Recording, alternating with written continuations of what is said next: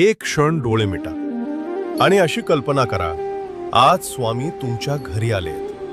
दार उघडताच समोर स्वामी उभे आहेत. शांत चेहरा, डोळ्यांत माया. ते आत येतात. कसलाही प्रश्न न विचारता तुमच्या बाजूला बसतात आणि हळूच म्हणतात, तू खूप काही सहन केलेस आणि तरीही तू उभा आहेस. हेच तुझं खरं सामर्थ्य आहे.